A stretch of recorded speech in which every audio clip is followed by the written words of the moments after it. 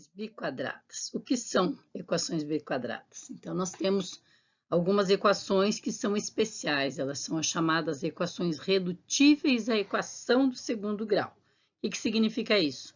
Que nós vamos trabalhar com a equação, reduzindo ela, transformando ela numa equação do segundo grau.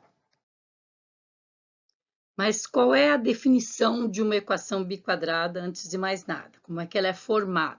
Então, ela é uma equação do quarto grau, incompleta na forma ax à quarta mais bx ao quadrado mais c. Isto é, ela se parece muito com uma equação do segundo grau. Veja que tem um termo com x à quarta, outro com x ao quadrado e um outro termo independente, tá? Então, a comparação com a equação do segundo grau é que tem x, não tem x. E são três termos também. Os coeficientes são da mesma forma a, b e c, e o a não pode ser zero.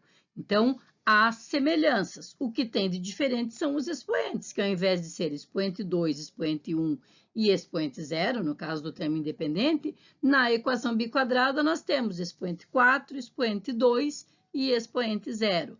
Note que são apenas expoentes pares aqui neste caso.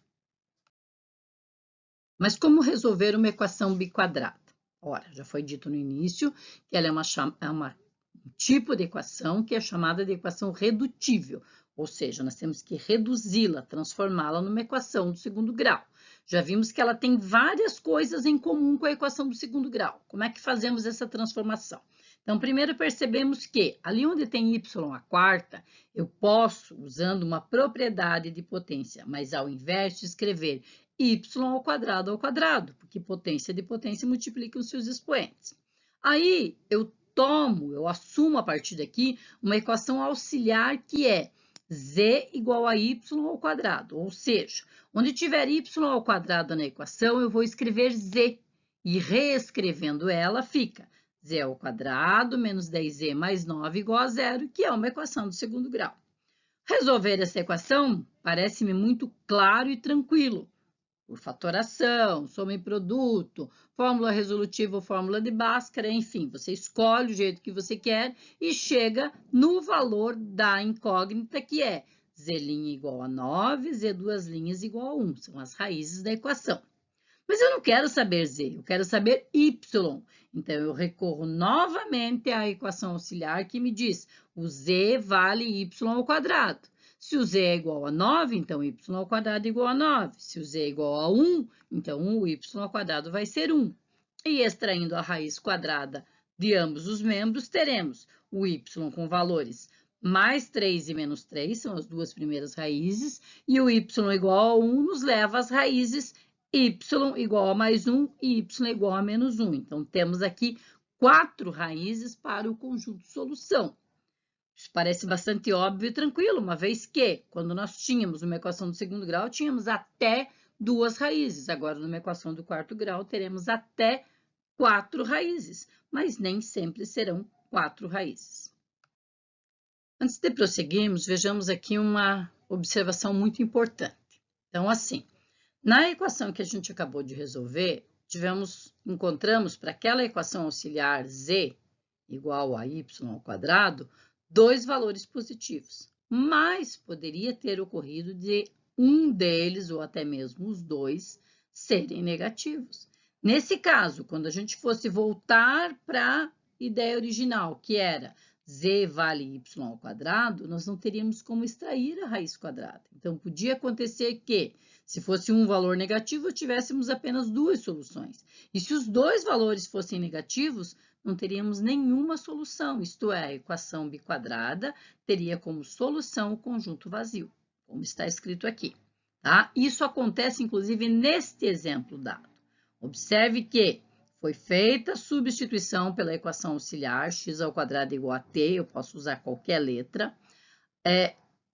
Apliquei a fórmula resolutiva, calculando primeiro o delta e depois o valor das incógnitas, t' e t duas linhas, e descobri que os dois valores, tanto o T' como o T2' são valores negativos. Como é que eu vou voltar para a equação auxiliar e querer extrair a raiz quadrada desse valor t, se eles são valores negativos e dentro do conjunto dos reais nós não conseguimos fazer essa operação? Vai ser possível depois no conjunto dos números complexos, mas por hora, enquanto estamos trabalhando dentro do conjunto dos números reais, não há como resolver. Logo, para esta situação, o conjunto de solução será vazio, tá? Nem sempre isso vai acontecer, mas pode acontecer. Pode acontecer de apenas uma ou até mesmo as duas serem valores negativos. Neste último exemplo, nós vamos ver uma situação que a gente sabe que é comum também na resolução da equação do segundo grau. Então, dado uma equação biquadrada, eu uso a equação auxiliar, substituo os valores e tenho a equação do segundo grau. Ocorre que, quando a gente calcula o delta para uma equação do segundo grau, esse delta pode ser maior que zero e teremos duas raízes, pode ser igual a zero, teremos duas raízes reais iguais ou apenas uma raiz, né, uma solução dupla, ou pode acontecer desse delta ser negativo e não ter solução nenhuma. Então, aqui foi justamente isso que aconteceu. A equação do segundo grau obtida não tem raízes. Então, consequentemente, a equação biquadrada que originou essa equação do segundo grau também não terá solução, tá? Então, isso é uma outra situação que leva ao conjunto de solução ser vazio, tá? Quando o delta da equação do segundo grau for negativo, porque aí você não vai ter como extrair raiz quadrada que você nem conseguiu calcular, tá? Todos esses exemplos apresentados nos sugerem as seguintes ideias. Primeiro, as soluções da equação biquadrada dependem das soluções da equação do segundo grau a que for reduzida. Segundo, uma equação quadrática poderá ter 4, 3, 2, 1 ou nenhuma solução. Obviamente, você vai ficar pensando aí 3. Acontece, gente. Acontece quando você tem a situação de fatoração por fator comum em meio à resolução. Uma raiz só, a questão dos trinômios, e por aí vai. Os casos mais comuns, no entanto, terão 4 soluções, 2 soluções ou nenhuma raiz, tá? E isso é tudo por hora.